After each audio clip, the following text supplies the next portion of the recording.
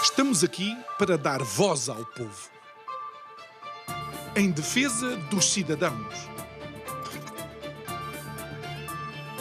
pela dignidade humana. Todos temos deveres, mas também todos temos direitos. Será que existe justiça? Isto é o povo a falar.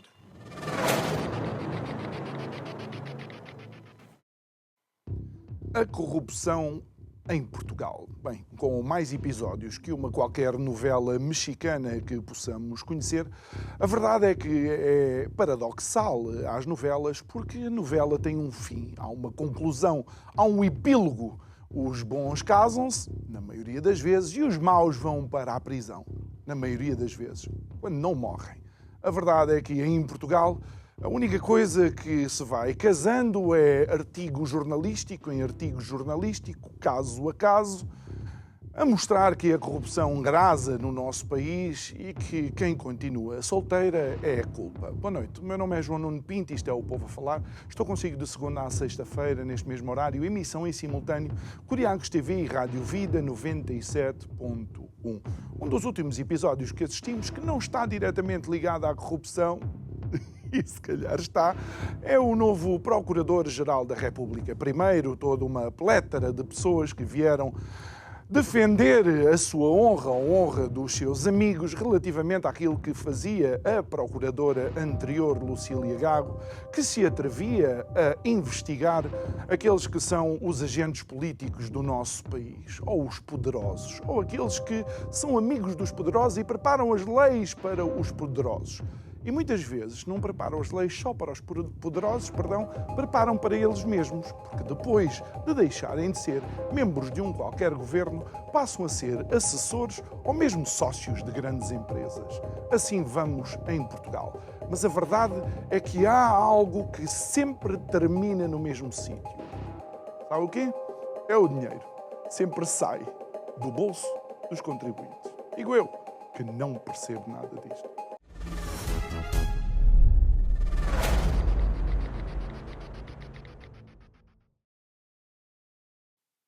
Ao nosso estúdio com este tema.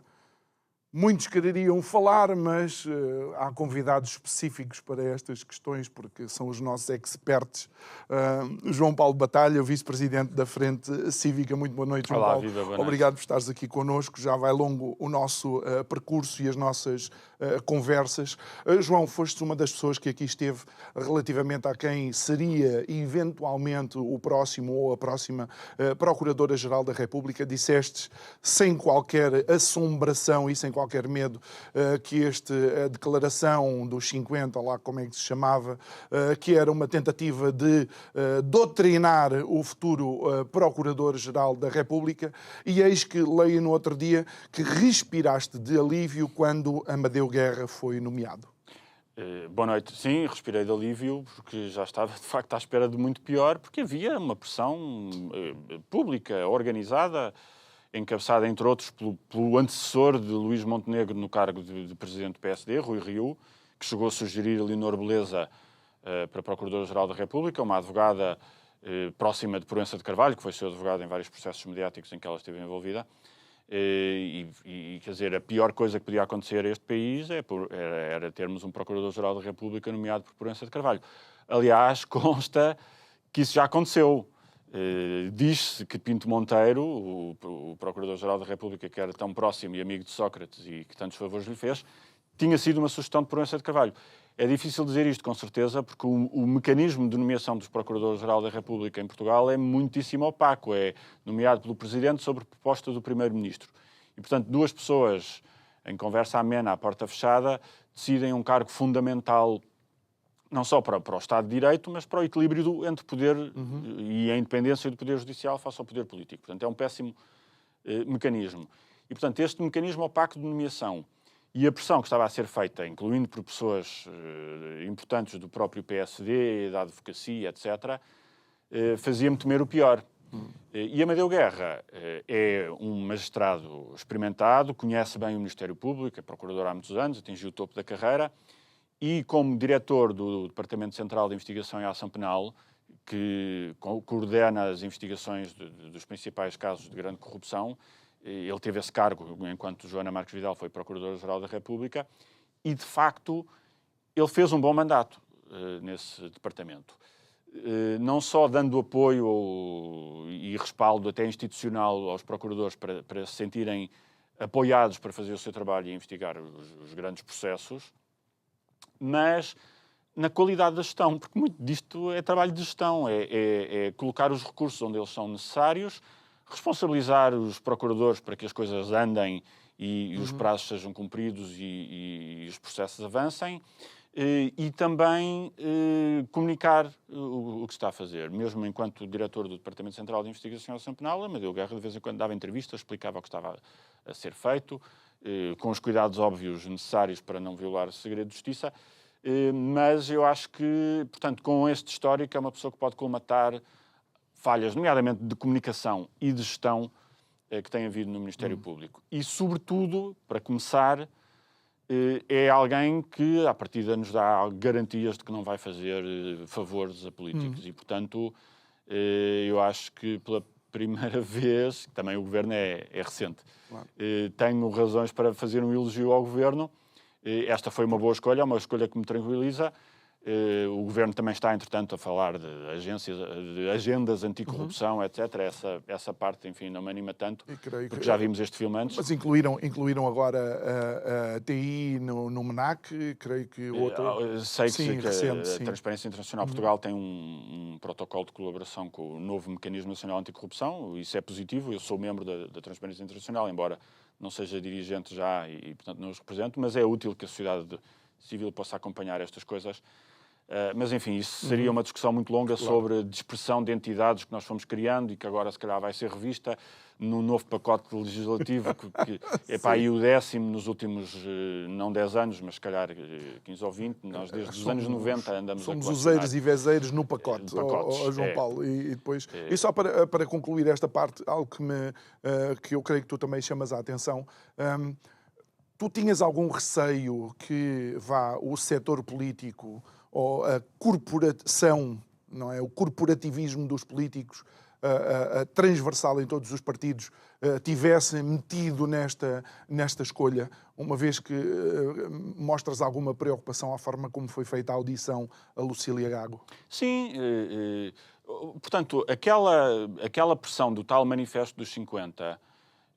que inclui alguns políticos ou ex-políticos, mas apesar de tudo não incluía assim tanta gente no ativo, teve um reflexo na generalidade dos partidos, na forma como fizeram aquela audição já no fim de mandato a Lucília Gago, que não era tanto centrada, apesar de também terem feito uma ou duas perguntas sobre isso, no desempenho geral do Ministério Público, nas estatísticas, nas eficiências, nas ineficiências, na boa ou má gestão, mas nos casos concretos, e porque é que há escutas, e porque é que há buscas, e porque é que... Quer dizer, e centrado nos casos em que são políticos que estão a ser investigados. E, portanto, havia uma permeabilidade, digamos assim, dos partidos políticos a discutir os casos concretos. Isso é, em parte, porque, enfim, os partidos políticos são grandes responsáveis, com alguma comunicação social, infelizmente, por um vício de superficialidade na discussão pública. Só se discute o que está agora a dar e, portanto, nunca se aprofundam as coisas.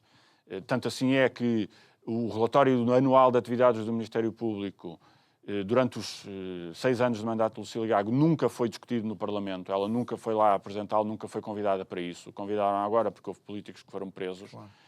E, portanto, por um lado, o Parlamento é superficial no escrutínio que faz e por outro, como há políticos de vários partidos apanhados, de repente todos os partidos acham que isto é muito urgente discutir. E isso é preocupante. Portanto, foi bom que o Governo e o Presidente da República não tivessem dado o flanco a pôr um capataz político. Eu acho que eles também perceberam que haveria custos políticos da sociedade civil e da opinião pública brutais se isso acontecesse.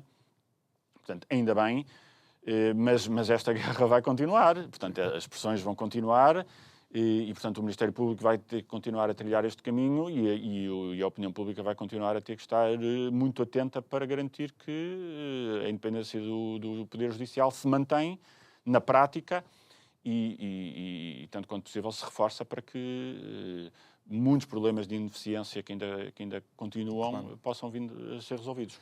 E é interessante que menciones nisto, porque num artigo recente teu, no público, sábado online, tu falas de um esquema, no fundo, não é? Uma estrutura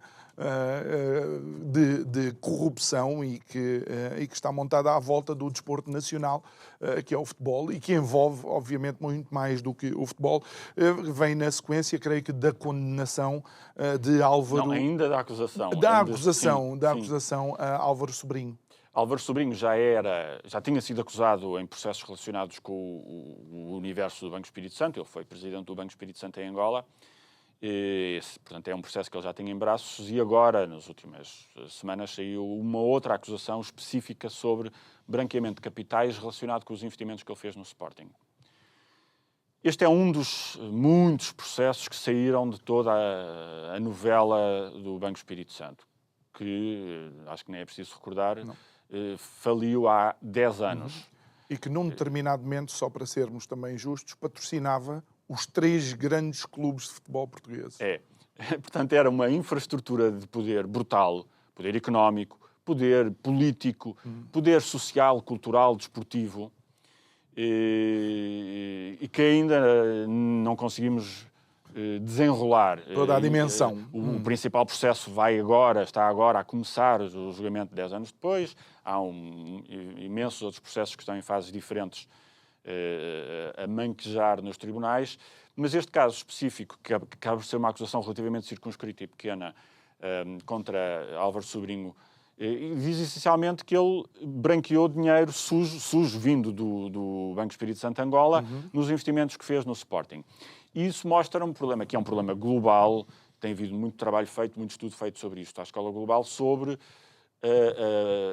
a vulnerabilidade do fenómeno desportivo em geral, mas do futebol em particular, para ser usado para lavagem de dinheiro. É fácil lavar dinheiro em futebol, e precisamente é o que está, segundo o Ministério Público, em causa no caso de Álvaro Sobrinho. Ele financiou o Sporting, obteve também uma participação, com dinheiro vindo do Banco Espírito Santo Angola, portanto nem seria dele, para comprar passos de jogadores e depois ganhar comissões nas vendas e revendas desses passos. Quando nós estamos a comprar passos de jogadores, é fácil alguém que tenha dinheiro sujo, que queira pôr na economia,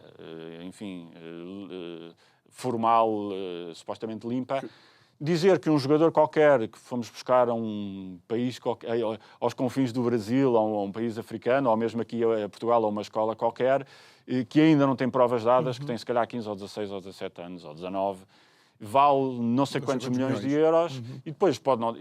Enfim, quem acompanha o futebol nessa ótica dos clubes e dos jogadores, que eu nem faço isso, saberá inúmeras histórias de jogadores supostamente muito promissores, comprados e vendidos por milhões e que depois acabam na equipa B ou emprestados a um clube de terceira categoria. Portanto, muitas promessas que não dão certo, mas que movimentaram milhões de euros, cuja origem nem sempre conhecemos. E este caso mostra bem, afinal, a origem vinha de um banco de que Álvaro Sobrinho tinha sido gestor.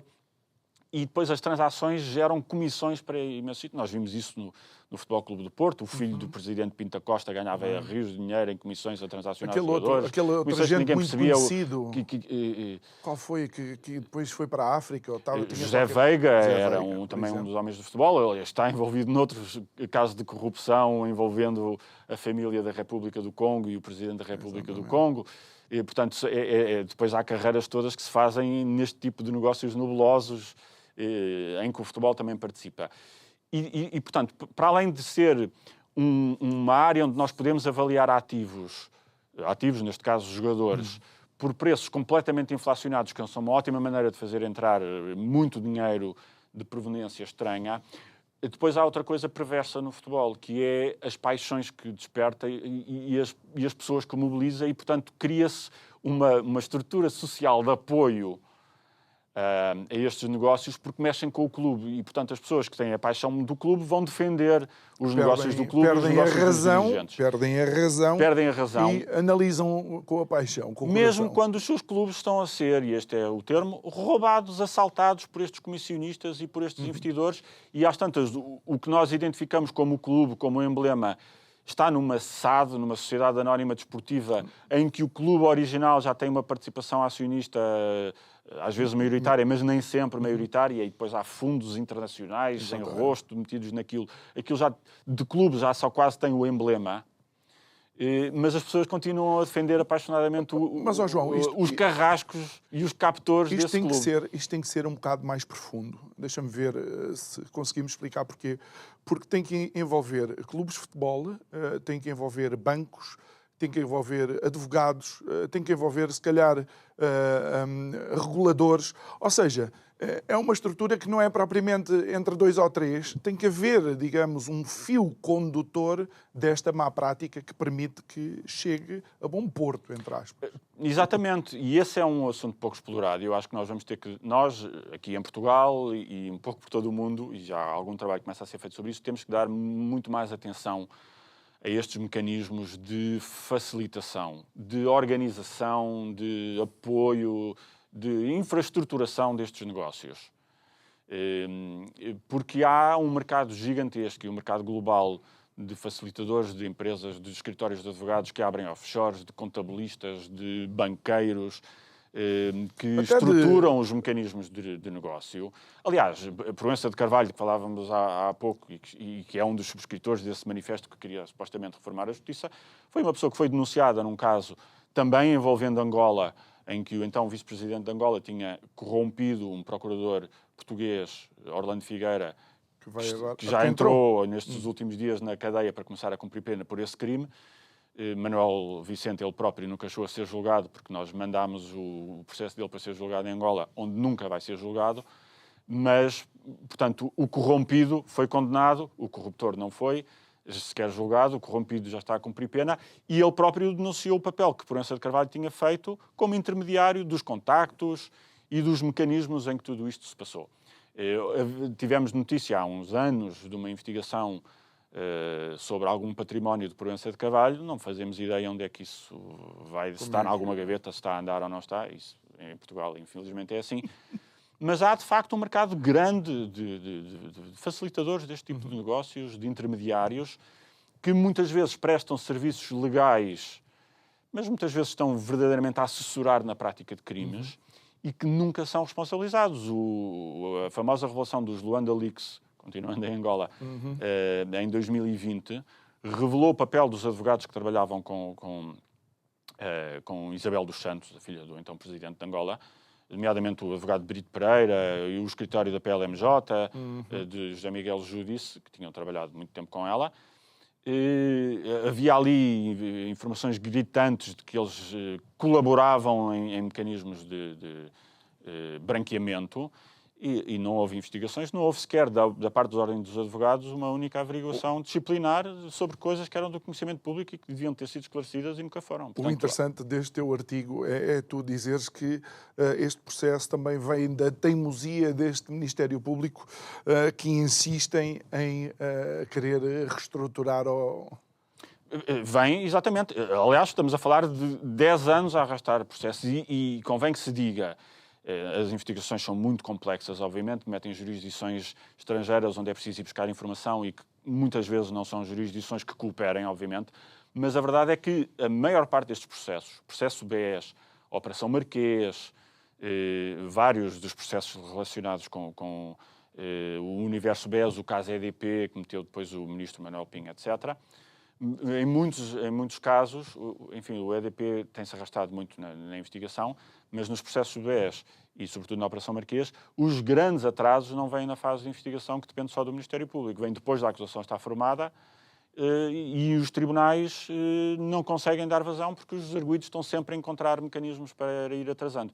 E, portanto, o Ministério Público, de facto, tem feito um esforço para conseguir levar os processos à frente. É este Ministério Público, acho eu, que Amadeu Guerra representa, e não o Ministério Público que Proença de Carvalho, ou Leonor Beleza, ou Rui Rio gostariam de ter nos manifestos que protagonizam, que é um arquivador-mor da República, como já tivemos, e ao qual eu acho que o país verdadeiramente não quer voltar. E, portanto, mesmo que houvesse apetite do Governo e do Presidente da República para nomear um amortecedor ou um arquivador-geral da República, perceberam que há um custo político brutal. O país sabe o que isso é e não quer voltar para trás. Ou seja, creio que de alguma forma, ainda antes de mudarmos de tema, a sociedade em geral está desperta para estes casos de corrupção? Está desperta para os casos de corrupção e está desperta minimamente para o funcionamento das instituições. Eu não me lembro de haver um debate público, das pessoas comentarem, de ver notícias sobre o processo de substituição de Procurador-Geral da República, como houve desta vez. As pessoas estão, de facto,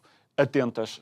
E é daquelas coisas que se ouve-se a falar até em sítios onde não esperaríamos, não é? Se calhar lá no café, entre um e outro colega ou vizinho, lá estão a falar sobre isso. E isso é muito importante. As pessoas podem achar que não têm voz e que não têm poder, mas é muito importante porque mostra que estão atentas e cria algum receio de risco político e até risco eleitoral se os políticos forem longe demais a tentar pisotear o Poder Judicial. Muito bem. Não nos vamos manter em Angola, mas vamos passar por Angola também, porque recentemente o Tribunal de Contas veio-nos falar, de facto, desta empresa EFASEC, de perfil fortemente tecnológico e inovador, sendo uma referência internacional em setores vitais para a nossa economia. Governo Dixit. Mas, na verdade, é referência para os bolsos de contribuintes, porque foi ruinoso para todos. Certo, estás a citar exatamente o decreto-lei do Governo que nacionalizou a EFASEC em 2020. A EFASEC era uma empresa de componentes elétricos, é uma empresa de componentes elétricos portuguesa, que tinha, de facto, uma relação com Angola, porque em 2015... a empresa foi vendida, não na totalidade, mas em mais de 70%, a Isabel dos Santos, precisamente. Era uma empresa histórica que estava nas mãos do Grupo Melo, um dos principais grupos económicos portugueses, e da Têxtil Manuel Gonçalves, eram os dois acionistas. Em 2015 venderam uma parte importante à Isabel dos Santos. E em 2020, citando, por um lado, em 2020, ou seja, depois da saída dos Luanda Leaks e em que finalmente se ganhou, por causa da exposição global que esse escândalo teve, vergonha na cara, e se começou a desmantelar o império empresarial de Isabel dos Santos, também por iniciativa de um novo poder que estava já em funções em Angola, com o presidente João Lourenço, e que, eu usei esta expressão, não era pai de Isabel dos Santos e também não queria ser padrinho, e portanto começou a desmantelar o poderio que ela tinha acumulado durante os mandatos do pai. E, portanto, o Governo, em 2020, acha que todo esse problema dos Luanda Leaks criava uma instabilidade na empresa que era preciso resolver, porque a empresa era estratégica. Eu, sinceramente, e se calhar muitos portugueses, quando ouvimos falar em empresas estratégicas, eu agarro-me logo à carteira. Porque tem sempre dado mau resultado. Eu acho perfeitamente natural que um país defina setores estratégicos, setores de atividade. Empresas estratégicas significa sempre que são pegadas ao colo e que o contribuinte paga as faturas que se quiser. E foi o que aconteceu. Portanto, a empresa foi nacionalizada em 2020. O Governo prometia que havia interessados imediatamente na compra. Era só um mecanismo para retirarem os 70 e tal %. Portanto, só esses é que foram nacionalizados, os 70 e tal % que estavam, 72%, que estavam nas mãos de Isabel dos Santos. E o Governo prometia, há interessados, nós em 6 meses revendemos isto e está a empresa salva. Transitório e tudo isso. Os 6 meses demoraram 4 anos. Nesses 4 anos, o Estado foi assegurando a tesouraria da empresa, mês após mês, a pagar buracos da empresa e percebemos agora, desta auditoria, a pagar buracos sem sequer fazer perguntas. Portanto, não houve uma avaliação independente dos pedidos de injeção de capital que eram feitos, ninguém percebia se aquilo verdadeiramente correspondia às necessidades da empresa e qual era o fundamento, ia-se pagando. A fatura vinha, o Governo pagava sem ver. Nestes 4 anos acumulou-se 484 milhões de euros de injeção naquela empresa, que agora foi vendida a um fundo, depois vêm os fundos. Já aconteceu o mesmo com o Banco Espírito Santo, e estes fundos são muitas vezes fundos abutres completamente predatórios. Este fundo, que se chama Mutares, é um fundo alemão, pagou 15 milhões pela carcaça da EFASEC, mas com uma garantia do Estado de ainda lá meter 80 milhões se for preciso. Portanto, o Estado pode vir a pagar 564 milhões pela EFASEC. Este privado pagou 15. E nos projetos subjacentes à venda há uma expectativa, vamos lá ver se comprova, de retorno. Esse retorno pode chegar aos 385 milhões para o Estado, que mesmo assim dá um prejuízo brutal, mais de 100 milhões de euros, e de 173 milhões para o privado que lá pôs 15. Portanto, o privado vai ganhar uma pipa de massa e nós vamos engolir prejuízo. Portanto, isto serviu para fazer um favor a este privado que comprou, serviu para salvar Isabel dos Santos e os outros 2 acionistas privados, o Grupo Melo, de engolirem os prejuízos da empresa. Saíram a zeros em vez de saírem com menos 564 milhões de euros, que esses ficaram para o contribuinte. E, portanto, é um relato que nem sequer este é novo, mas nem sequer é inédito, porque nós vimos isto noutras empresas, do que acontece quando os decisores políticos decidem que há empresas que são estratégicas e põem lá o nosso dinheiro. Mas deixa-me mencionar algo que tu tens neste teu artigo de nome ou de título Mutaris Mutandis, que mencionas a atuação ou a auditoria, citado na auditoria do Tribunal de Contas, o Banco de Portugal disse que a atuação dos bancos intervenientes nesta operação é aceitável em termos da prevenção do branqueamento de capitais e financiamento do terrorismo. Isto tem que nos levar também para aquilo que é o papel dos reguladores e de quem analisa este tipo de... Dos reguladores para aceitar o negócio e aceitar o papel dos bancos, porque de facto eu disse há pouco que Isabel dos Santos comprou uma participação de 70% em 2015, mas comprou sem lá meter dinheiro dela. O negócio de Isabel dos Santos, ela comprou por 160 milhões de euros esta participação, 135 milhões foram emprestados por bancos portugueses, Caixa Geral de Depósitos, BCP, o Novo Banco, os principais bancos portugueses. Portanto, ela comprou com crédito de bancos portugueses que ficaram expostos, comprou com crédito dado por um banco angolano e comprou com capital metido pela empresa pública de eletricidade de Angola. E a estratégia, se lhe quisermos chamar isto da empresa, era simplesmente pegar numa acionista, que era filha do presidente angolano à data, e ela iria capturar as obras que estavam previstas de eletrificação, nomeadamente da região de Luanda. Portanto, aquilo era para pôr a empresa a fazer contratos de favor dados pelo papá, foi como Isabel dos Santos fez toda a riqueza. Portanto, os acionistas portugueses, com o beneplácito do governo português na altura e dos reguladores, quiseram, vamos pôr esta princesa angolana na empresa porque vamos aí ganhar contratos que nunca mais acabam porque ela domina Angola. Isto foi em 2015, em 2017... José Eduardo dos Santos deixa de ser presidente de Angola e portanto, a coisa começa a mesmo estes contratos de captura acabaram por não Mas há quem diga que... Agora, ouvir o Banco de Portugal a dizer que os bancos que emprestam a parte de leão para este negócio fizeram o seu trabalho de prevenção de branqueamento de capitais, quando os bancos têm a obrigação... Com os personagens também, quer dizer... Para saberem, mesmo em 2015, quem era Isabel dos Santos, bastava ir ao Google. Portanto, dizer que uma pessoa que tem uma carreira, uma fortuna feita às costas do povo angolano por decretos passados pelo pai, não levanta problemas de financiamento, de branqueamento de capitais, que tem uma fortuna toda fruto do seu trabalho, toda legalmente constituída. É preciso ser alucinado. E este Banco de Portugal, que disse isto na altura do negócio, foi o mesmo que depois...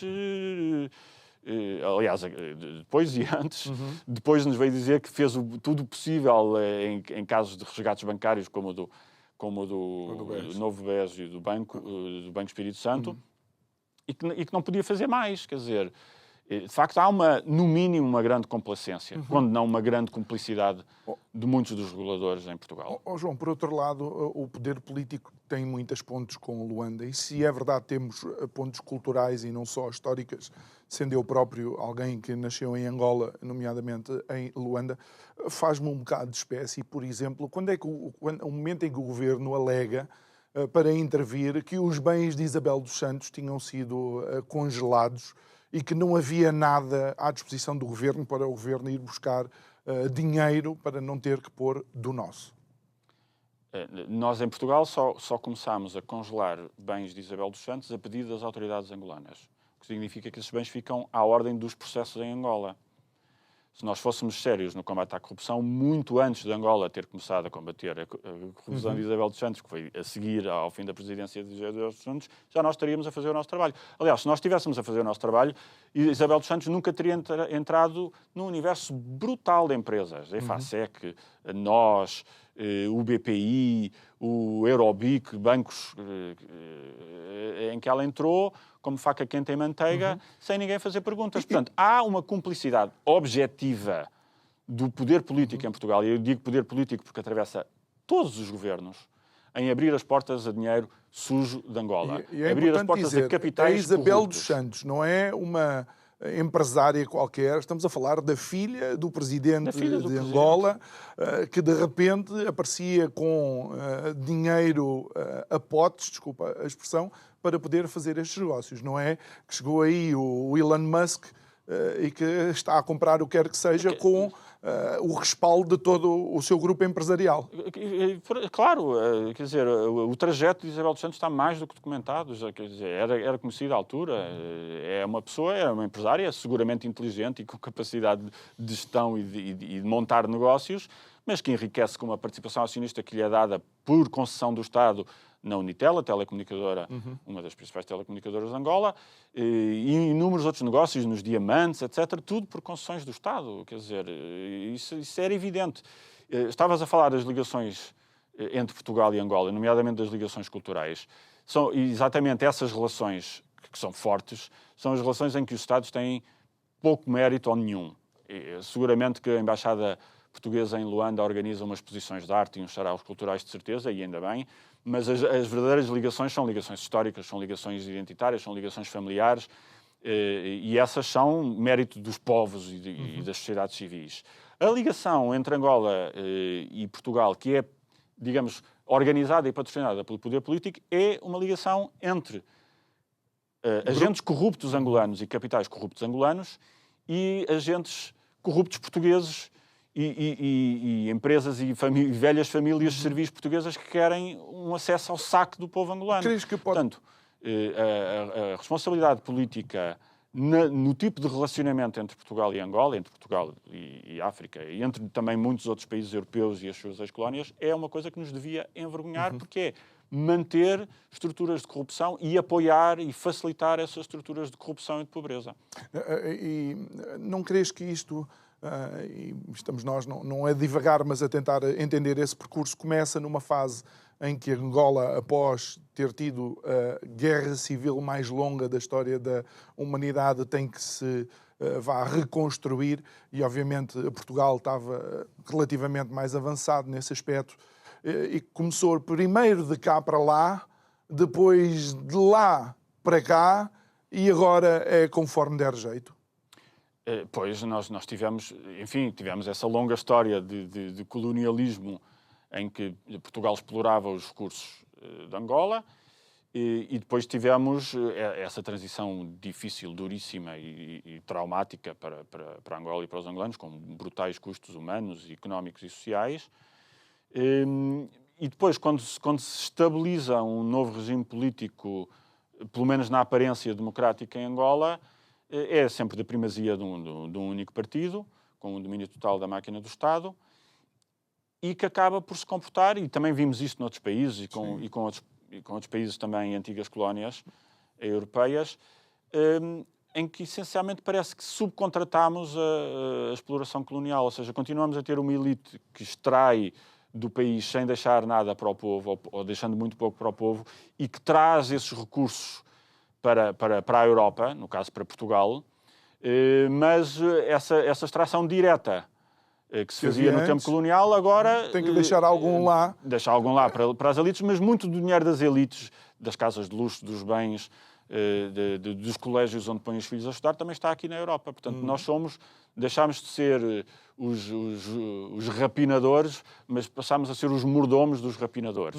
Aliás, há um livro recente sobre o papel do Reino Unido nisso, em que se diz mesmo Londres é o mordomo o mordomo financeiro do mundo, porque presta todos esses serviços, que incluem serviços de branqueamento, de criação de legalidade. Estar a falar da City of London, de Londres, que é uma coisa completamente completamente à parte da própria cidade de Londres, não é? E isto é continuar a lucrar com mecanismos de exploração nos quais depois nós temos absolutamente que assumir uma responsabilidade política. E isto corrói não só, no caso, ajuda a perpetuar um regime angolano muito duro para com o povo angolano, mas obviamente também contribui para corromper políticos, reguladores, estruturas económicas, empresas, etc. Na verdade, em 2015, quando a Isabel dos Santos entra na EFASEC, a EFASEC já não era uma empresa dinâmica, já não era uma empresa vital para a economia, porque se tinha deixado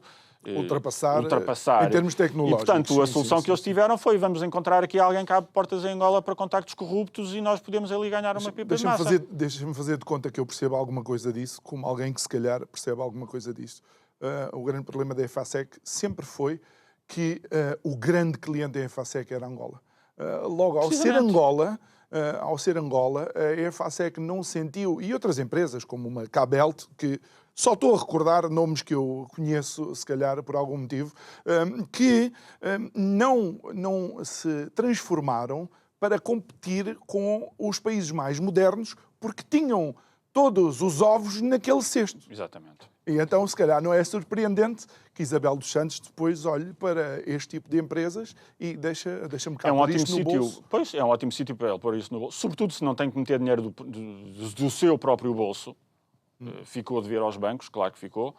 E, portanto, esta suposta nacionalização pelo interesse vital de uma empresa industrial estratégica foi, na verdade, um resgate a Isabel dos Santos, ao Grupo Melo, aos privados e a Manuel Gonçalves Têxtil Manuel Gonçalves, e aos bancos, que tinham ficado credores dos créditos que Isabel dos Santos nunca pagou. Mas isso leva-me a algo que eu creio que a portanto, nós podemos ter do Tribunal de Contas também diz, que é: espera aí, as ações estavam congeladas, mas as contas bancárias não. Portanto, o Governo podia ter feito alguma coisa. Precisamente. Era urgente esta privatização por causa da instabilidade acionista criada que impedia a empresa de honrar os seus compromissos. Mas como o Tribunal de Contas, de facto, e como tu recordaste, bem disse, a participação acionista estava congelada. Significava que se houvesse dividendos a receber, podia até vender, mas o produto da venda ficava congelado. Okay. Não podia receber dividendos, que ficavam congelados, mas as contas bancárias que a empresa usa para comprar coisas, para pagar a fornecedores, etc., não estavam congeladas. Portanto, não havia ameaça à capacidade operacional, digamos assim, da empresa.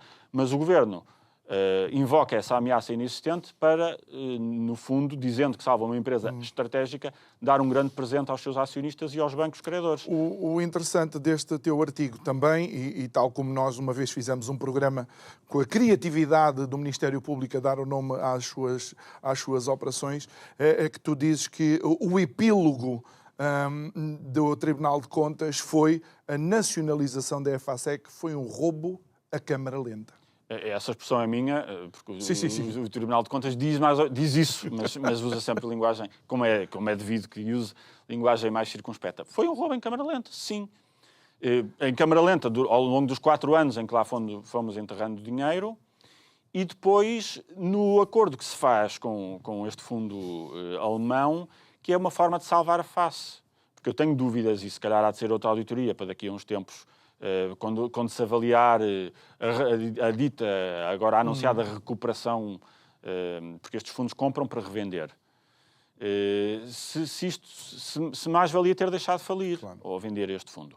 Porque, de facto, vamos dar mais um presente a este fundo abutre para dizer que resolvemos o assunto. Da mesma forma que a venda no novo banco também é feita por um preço que nem tenho agora presente, mas de saldo, depois do Governo ter dito, o Governo e o Banco de Portugal, que tinham separado os ativos tóxicos, esses estamos nós a engolir no velho pública. Banco Espírito Santo, que ainda está em liquidação, vendeu só a parte boa, mas com uma garantia de mais de 3 mil milhões de euros, que foi quase toda ela comida pelo fundo que comprou o novo banco, e que agora, depois de se ter banqueteado com essa garantia, vai revender e vai à vida dele. Esta gente não compra para recuperar empresas estratégicas, compra para ganhar dinheiro a picar as carcaças. E para quem possa pensar que os alemães são imunes à corrupção, quero lembrar uns submarinos algures vieram de um consórcio alemão para Portugal e para a Grécia.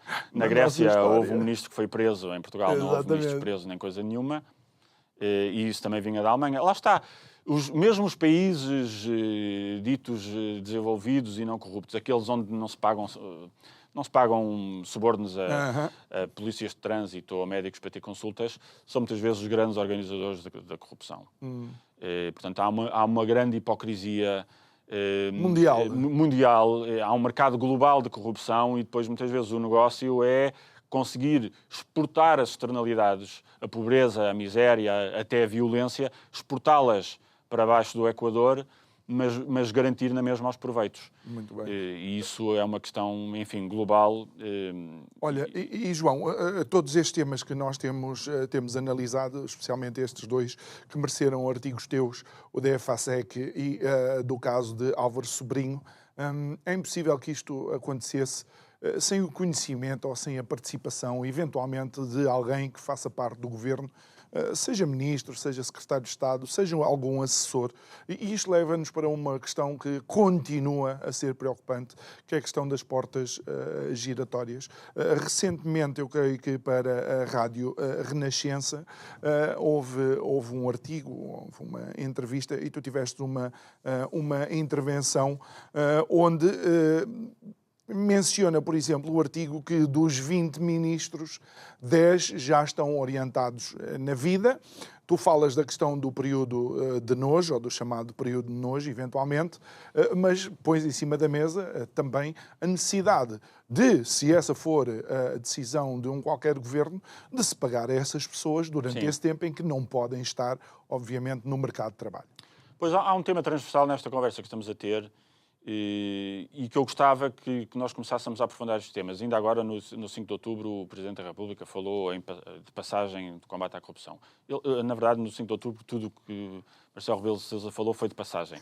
A corrupção, da pobreza, da desigualdade, são temas importantes, mas que ele tocou e fugiu. E é preciso começarmos a perceber melhor de que corrupção estamos a falar. E transversal a praticamente toda esta conversa que nós temos tido é um fenómeno que não é só português, mas que nós vemos perfeitamente aqui em Portugal, de privatização do poder.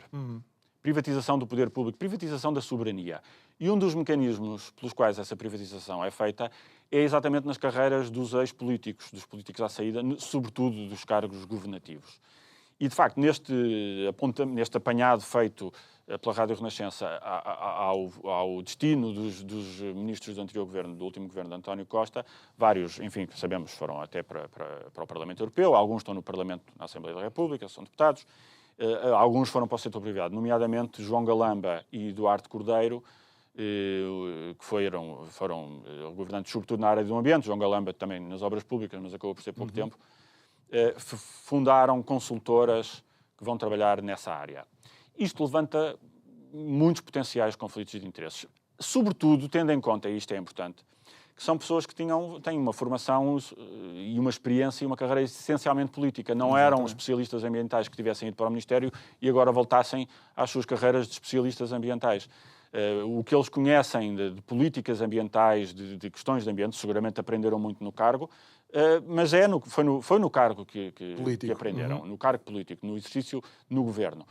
E, portanto, agora vão trabalhar para áreas na área de energia e do ambiente, como consultores para empresas privadas, sobre processos de decisão que eles acompanharam, ou decisões que eles tomaram, sobre um setor que eles tutelaram e que conhecem os investidores, os decisores públicos, as empresas interessadas, mas também as agências nacionais, a Agência Portuguesa do Ambiente, etc., a Direção-Geral de Energia e Geologia. E é importante as pessoas lembrarem-se que, quando muda um governo, o país não para. Há processos que continuam a desenrolar-se. Portanto, eles levam informação para o privado. Desses processos, levam o conhecimento que têm dos decisores que estão na administração pública e que eventualmente até foram eles que nomearam, levam uma rede de contactos extensa capaz de desbloquear coisas, e isso tem um enorme valor económico. E, portanto, no mínimo, se nós permitirmos que eles tenham essas empresas, teria de haver mecanismos de acompanhamento muito próximo de quem são os seus clientes e de definir logo à partida zonas de exclusão.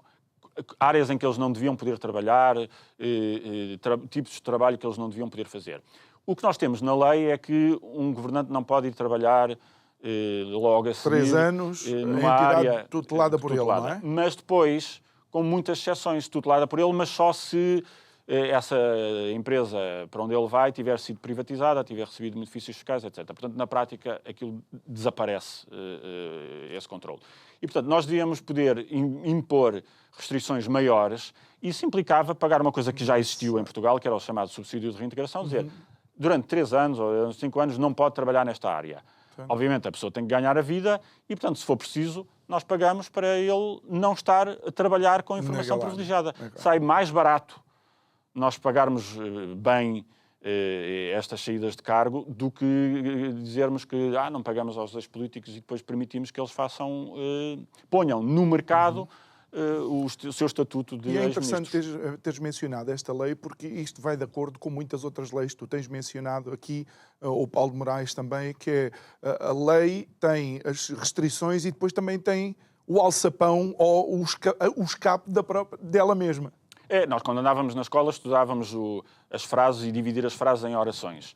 E muitas das leis, sobretudo estas leis de incompatibilidades, têm isto, que é uma primeira parte, uma primeira frase, que é, não se pode, neste caso, não se pode ir para o privado a seguir a estar em funções públicas.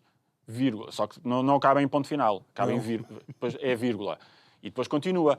Mas só se estas empresas tiverem sido privatizadas, tivessem recebido apoios públicos, tivessem tido uma intervenção direta. Portanto, e mesmo nesses casos, se a pessoa tiver a voltar para a empresa de onde tinha vindo, também pode. Houve imensos casos de portas giratórias. O campeão disso durante muitos anos era o Grupo Espírito Santo e o Banco Espírito Santo. Não houve governo, tirando de Maria de Lourdes Pinto da Silva, nos anos 80, até à queda do BES, que não tivesse ministros ou secretários de Estado vindos do Banco Espírito Santo e do Grupo Espírito Santo. E, portanto, há um poder de capturar por completo as estruturas do Estado que vai até ao mais alto nível. Foi notícia há dias, e vamos ouvir falar agora disso numa das primeiras sessões do julgamento do caso BES, um testemunho já gravado de Pedro Queiroz Pereira ao Ministério Público. Pedro Queiroz Pereira, entretanto, já morreu, mas em que ele contava a forma como Ricardo Salgado criou uma relação com Marcelo Rebelo de Sousa, nomeadamente dando trabalho ao escritório da namorada de Marcelo Rebelo de Sousa, criando uma amizade em que eles iam de férias juntos, etc., para, essencialmente, capturar um político que já era promissor na altura, que veio a ser Presidente da República. Portanto, há estes mecanismos de promiscuidade completamente organizada, através da qual os grandes grupos económicos conseguem capturar completamente o Estado. E, portanto, nós precisamos de atalhar a isso. E se for preciso pagar uma parcela de um salário a um ex-ministro durante alguns anos, é muito mais barato fazer isso do que permitir estas promiscuidades sempre continuadas com leis que aparentemente impedem, mas que depois na prática deixam passar tudo. E eu sei que este tema é sempre frustrante, por assim dizer, mas vamos talvez terminar com a nota positiva que demos na fase inicial, é que a sociedade está alerta para estes fenómenos e está cada vez mais envolvida e a querer ter a sua opinião sobre estes fenómenos. Sim, eu acho que isso é indesmentível. Nós temos uma percepção cada vez mais ampla destes problemas. O desafio agora é aprofundar essa percepção, as pessoas perceberem melhor onde estão os problemas e os impactos. Fiquei muito, de facto, animado com o debate público que se gerou e a atenção pública sobre este processo de alteração, de nomeação do novo Procurador-Geral da República. Isso significa que os portugueses estão disponíveis para aprofundar essa discussão e para continuar a ter um trabalho de escrutínio das instituições. Isso vai ser fundamental para todas as reformas que precisamos de fazer, que estão ao nosso alcance, mas exigem de cada um de nós, como cidadãos, atenção, nem que seja para depois termos essas conversas no café, porque as conversas de café também chegam aos ouvidos dos políticos e são fundamentais. E então é importante também que cada um de nós continue a estar atentos a este tipo de situações, a este tipo de notícias, utilizando também os filtros necessários quando lemos certas manchetes. Sim, temos que estar atentos, temos que estar empenhados e temos que estar informados. E isso implica termos espaços para aprofundar estas discussões e, por isso, deixa-me fechar com um agradecimento ao convite para estar aqui, mas sobretudo para o trabalho que vocês fazem, não só sobre este tema, mas sobre muitos outros que eu não domino sequer, mas também me interessa e vejo com interesse, que é a capacidade de termos discussões mais aprofundadas sobre os assuntos para irmos ao detalhe das coisas, porque é onde está o diabo, é nos pormenores. Muito bem, tens toda a razão, João Paulo Batalha, muito obrigado por ter estado aqui connosco. Mais uma conversa que termina com o João Paulo, que é vice-presidente da Frente Cívica. Já sabes, e também as redes sociais da Frente Cívica, sempre e quando você queira saber mais algum tema sobre o combate à corrupção e não só. Resta-me agradecer, sabe que pode rever estas conversas e outras subscrevendo o nosso canal de YouTube. Quero lhe desejar uma ótima noite e amanhã estamos de volta para mais um programa. O resto, boa noite e muito obrigado.